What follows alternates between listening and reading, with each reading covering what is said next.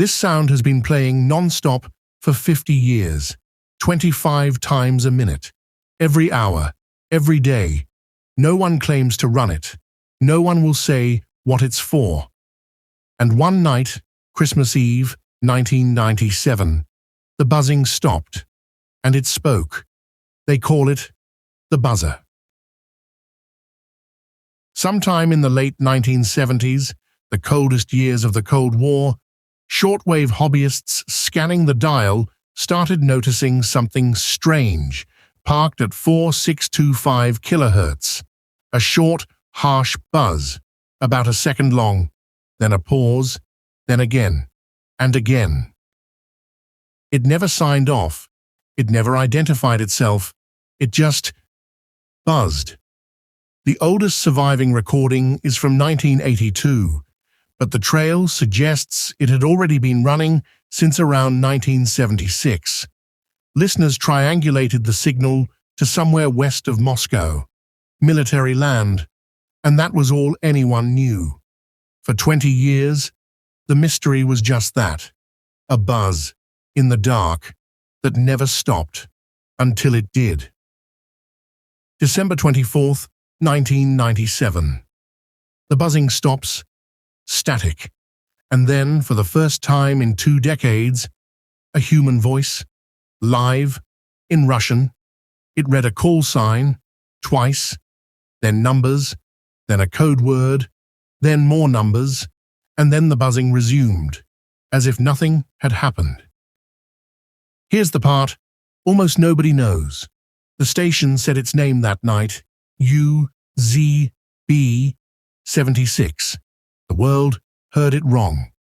The name that spread across the internet, UVB-76, the name this station is famous by, is a mistake, a mistranscription. We've been calling it the wrong name for almost 30 years. Even its name is a mystery we got wrong. Then listeners noticed something stranger. Behind the buzz, voices, muffled conversations, footsteps, the sounds of a room. Because the buzz isn't a computer signal, it's a sound, made by a physical device, sitting in a real room, next to a microphone that is always live. Everything that happens in that room leaks. In 2001, the microphone caught a voice saying, "I'm 143, not receiving the generator." In 2010, it caught a telephone call, a duty officer, Ensign Uspenskaya, reporting, "Received a test call from Nadezhda. Understood. Somewhere in Russia, there is a room.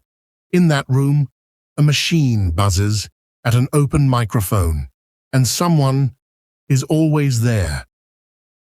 So, what is it? The darkest theory made headlines, that the buzzer is tied to a doomsday system, a signal that, if it ever went silent in a nuclear attack, would trigger retaliation automatically. It's a chilling idea. It's also almost certainly wrong, because the buzzer has gone silent.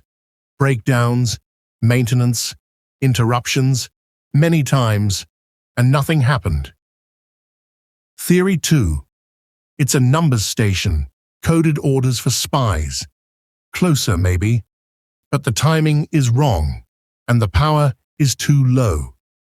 The best supported explanation is stranger in its own quiet way. The buzz is a placeholder, a channel marker, a sound that exists to keep the frequency occupied so that a military command network can use it the moment it needs to. The code words, the numbers, orders, moving through a nervous system built for a war that never came. That's the theory. But here's the thing. In 50 years, no one has ever officially explained it. Not once. In September 2010, monitors around the world noticed the signal shift. The station had moved. Physically, hundreds of kilometers. Whatever this was, someone was still investing in it. A year later, urban explorers walked into the site it left behind. an abandoned military base at Poverovo.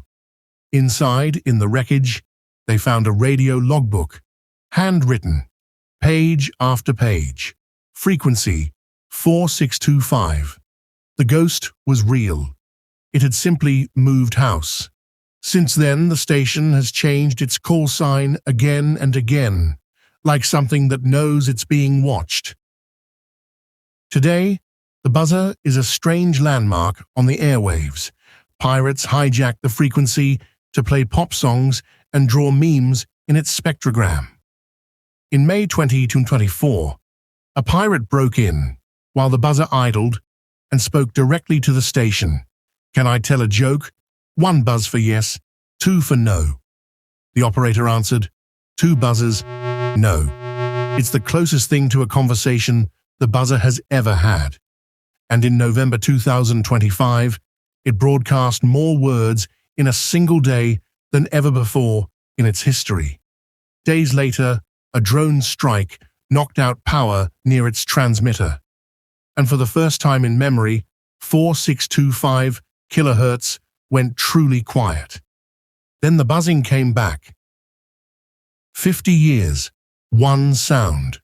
Through the fall of an empire, through wars, through drone strikes and Christmas Eves, the buzz survives.